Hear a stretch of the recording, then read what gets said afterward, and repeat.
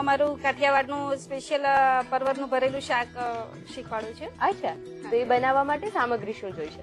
એમાં પરવર જોશે બાફેલા અને રેગ્યુલર મસાલા, થોડા પલાળેલા પૌવા જોશે, શીંગ, તલ અને કોપરું. અચ્છા, કેવું છે? સહેલું છે કે બહુ શીખવામાં અઘરું પડે? ના ના, બહુ સહેલું છે. ટિપિકલ કાઠિયાવાડી શાક છે એટલે વ્યુઅર્સ ને બધાને શીખીને મજા આવી જવાની છે. હા, શરૂ કરીએ આપણે પેલા પરવરને છાલ ઉતારી અને એને થોડા લાઈટ પીસ 4 કાપા પાડી અને એને પાણીમાં બાફી લેશું, થોડું મીઠું નાખીને, એટલા માટે કે એનો ગ્રીન કલર જળવાઈ રહે. અચ્છા, પછી એના માટેનું આપણે પૂરણ તૈયાર કરીએ.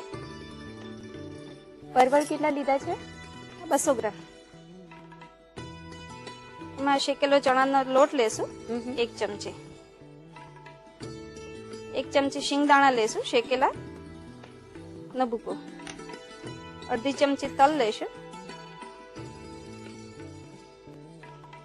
ચપટી ગરમ મસાલો લેશું.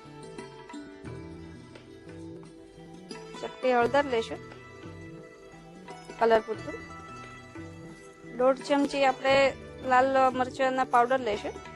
1.5 ચમચી લઈએ છીએ? ખાસું બધું મરચું લઈએ છીએ. ના, 1.5 ચમચી લઈએ છીએ. એટલે કાઠિયાવાડી વાનગીઓ વધારે એ લોકો થોડી તીખી ખાય છે. હા.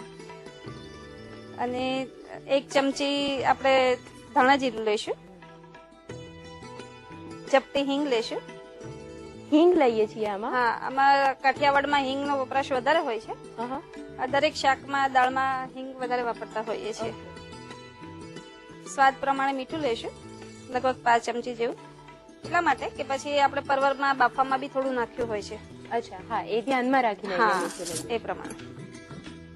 થોડું ખટાશ માટે લીંબુનો રસ લેશું 1 ચમચી. દળેલી ખાંડ લેશું 1 ચમચી.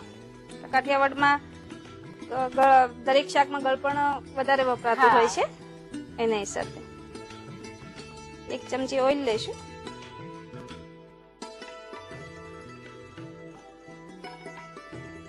અને પલાળેલા પૌવા લેશું 3 ચમચી જેટલા.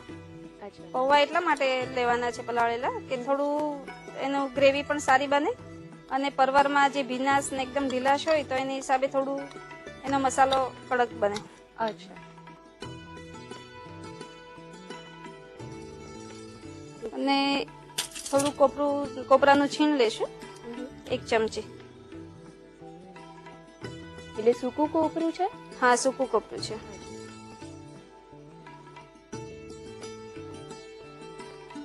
મિક્સ કરી લઈએ છીએ ને? હાજી, એને મિક્સ કરી અને પછી પરવરમાં ભરી દઈશું આપણે. અચ્છા. શ્રુતિબેન, પહેલા તો કાઠિયાવાડ નામ કઈ રીતે પડ્યું એ ખ્યાલ છે તમને? હાજી, ત્યાં કાઠિયાવાડમાં શું છે, કાઠી દરબારોનું વર્ચસ્વ વધારે હતું. એટલે એ લોકો જે એરિયામાં રહેતા હતા એનો એક આમ વાડો બનાવીને રહેતા હતા. એટલે દરેક જ્ઞાતિ પ્રમાણે જુદા જુદા વાસ હોય અને વાડો કહેતા હતા. હાજી, એટલે એના ઉપરથી કાઠિયાવાડ નામ પડેલું છે.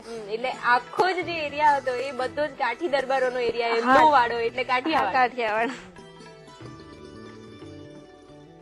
આમ તો ગુજરાતનો જ એક ભાગ છે, છતાં કાઠિયાવાડની સંસ્કૃતિ અને નોર્મલ જે બાકીનું ગુજરાત છે એની સંસ્કૃતિ ખાસી બધી જુદી પડે છે. હાજી, ખાસ કરીને કાઠિયાવાડની સંસ્કૃતિમાં એના મેળાઓ વધારે વખણાય છે. હા, ત્યાં ગોંડલ છે, રાજકોટ છે, જે ત્યાંના ટાઉનો છે તેમાં મેળાનું ખાસ મહત્વ હોય છે. આજે પણ ત્યાંના મેળા તો વખણાય છે. હાજી, ત્યાંનું તરણેતરનો મેળો ખાસ વખણાય છે. હા હા. આમ જોઈએ તો આપણે અહીંયા ગુજરાતમાં જેમ મેરેજ બ્યુરો ચાલે છે એવી રીતે ત્યાં એક મેળો છે, એક મેરેજ બ્યુરો તરીકે છે ખાસ જાણીતો, સુરેન્દ્રનગર પાસે થાય છે. હાજી. હવે આપણે ભરી લઈશું. તરણેતરનો મેળો તો બહુ જ પ્રખ્યાત છે વિશ્વભરમાં. અને તમે કહો છો ને પેલું મેરેજ બ્યુરો વાળી સિસ્ટમ, એટલે એવું મેં પણ સાંભળ્યું છે કે ત્યાં પેલા છત્રી લઈને જાય મુરતિયા હોય અને જેની છત્રી જેટલી સારી એટલા લગ્ન થવાના ચાન્સીસ વધારે. હાજી, અને જે છોકરા છોકરીઓ એકબીજાને પસંદ કરતા હોય તો ત્યાં એ લોકો રમતા રમતા એકબીજાને હાથ તાળી આપે તો એવું સમજી લે છે કે એ લોકોનું મેરેજ નું નક્કી છે, ફિક્સ થઈ ગયું. હા, એ રીતે.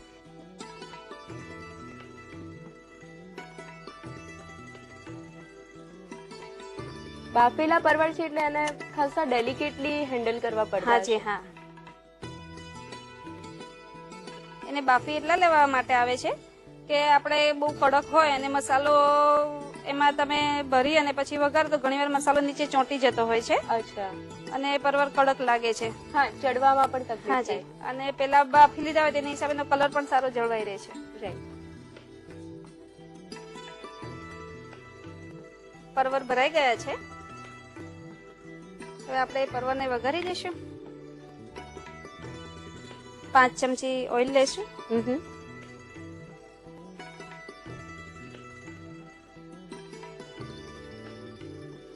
તેલ ગરમ થઈ ગયું છે, એમાં આપણે વઘારી દઈશું.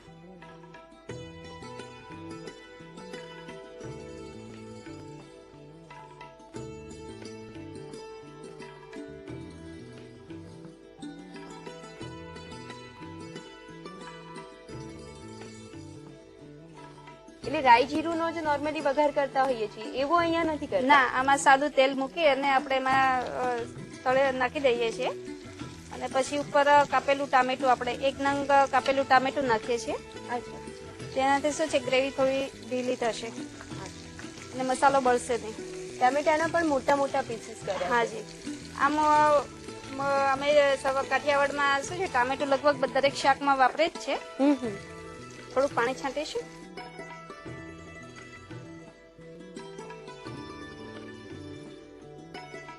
લગભગ કેટલું પાણી નાખીએ છીએ? અડધી વાટકી જેટલું નાખીએ છીએ અને પછી જે આપણે વધેલો મસાલો હોય હા. એ ફરતો આપણે એમાં ઉપર વેરી દઈએ છીએ.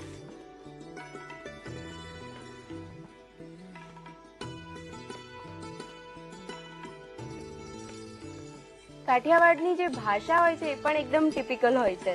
હાજી, કાઠિયાવાડની ભાષા દેશ દુનિયામાં વખણાય છે. કે કોઈ પણ વ્યક્તિ એક શબ્દ બોલે તો બી તરત ખબર પડી જાય કે આ પકડાઈ જાય. લોકો કાઠિયાવાડના છે. એટલે લોહીમાં જ હોય એ ભાષા. હા, એ જાય એટલી નહીં. મીઠી ભાષા છે કે કોઈ પણ વ્યક્તિ સાંભળે તો પણ એવું જ કે તમે થોડા બોલતા રહો અથવા એની સાથે વાત કરવાની મજા આવે છે. રાઈટ. થોડું ઢાંકી દઈશું Right. 2 મિનિટ માટે. એટલે શું છે, એટલું ટામેટામાં મસાલો અને શાકનો મસાલો છે બંને થોડું મિક્સઅપ થઈ જાય. ઓકે. શાક બધી ગયું છે. હવે આપણે એને પીરસવા માટે બાઉલમાં કાઢીશું.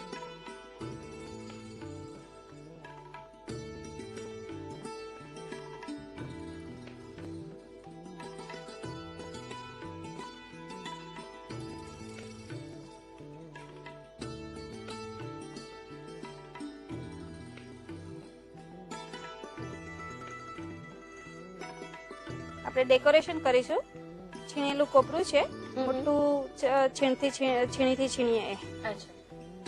એનાથી ટેસ્ટ પણ સરસ આવે છે અને દેખાવ પણ સારો લાગે છે. અને પર થોડી કોથમીર છાંટીશું આપણે.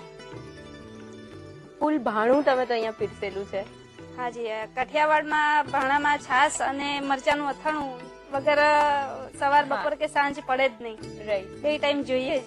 અને ભાખરી પણ કઈક બહુ જ સરસ શેપમાં કરેલી છે. હાજી, કે કાઠિયાવાડની ટિપિકલ આ ડિઝાઇન હોય છે. હાથની ચપટીથી ડિઝાઇન કરેલી હોય છે અને અંદર નીચે પેલું વેલણથી એના ડોટ્સ પાડી અને એમાં ઘી ભરવામાં આવે છે. ઓહ. તો તૈયાર છે કાઠિયાવાડી વાનગી પરવરનું ભરેલું શાક.